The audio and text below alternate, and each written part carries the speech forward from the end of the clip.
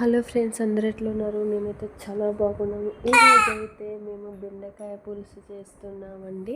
దీనికి కావాల్సిన పదార్థాలు ఏంటంటే, మనం ఫస్ట్ కళాయి పెట్టుకోవాలి. దాని తర్వాత సరిపడా ఆయిల్ వేసుకొని పోపు దినుసులు, ఎండుమిరపకాయలు, ఉల్లిగడ్డ, పచ్చిమిర్చి, టమాటా వేసి చాలా మగ్గనివ్వాలి. మగ్గిన తర్వాత అయితే కొంచెం అల్లం పేస్ట్ కూడా వేసుకొని పచ్చి వాసన పోయే వరకు వేయించాలి. దాని తర్వాత మనం బెండకాయలు వేసి కలపాలండి. నేను ఇటు సైడ్ బెండకాయ పులుసుకు తయారీ అన్నీ చేసుకున్నాను. అటుపక్క అయితే రైస్ పెట్టుకున్నాను. అవతల పక్క అయితే ఇంకా దోశపిండి కూడా గ్రైండర్ ఆడుతుందండి.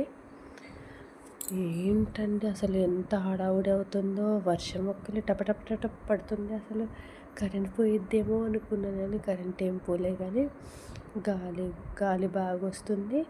వర్షం అయితే అసలు నాన్ స్టాప్ ఇవాళ 3 times వచ్చిందండి. మధ్యాహ్నం వచ్చింది, ఈవినింగ్ 5 o'clock వచ్చింది, మళ్ళీ ఇప్పుడు వచ్చింది. అది కూడా ఫుల్గా పడట్లేదు, ఏదో పడాలా వద్దా అన్నట్టు పడుతుంది. ఇట్లయితే రైతులకి చాలా కష్టం అండి.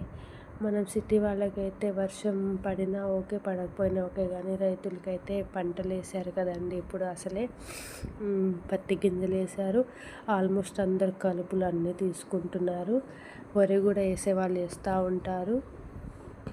కానీ ఊరు సైడ్ పడితే మంచిదండి. వ్యవసాయం చేసే వాళ్ళకి కొంచెం హెల్ప్ అయితే మనకి ఎందుకండి అని అనుకోవద్దు. మనకు కూడా పడాలి, ఎందుకంటే భూమిలో హీట్ పోవాలి కదా. అసలు ఎండాకాలంలో కొట్టినట్టు కొడుతుంది ఎండలు అయితే.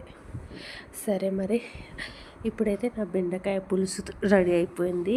చూడండి దోశపిండి ఎట్లా నలుగుతుందో గ్రైండర్లో. చూడు ఎట్లుంది బెండకాయ పులుసు. బాగుందావా? మా మేనల్లుడు వచ్చి అయితే తినేసాడు ఆల్మోస్ట్.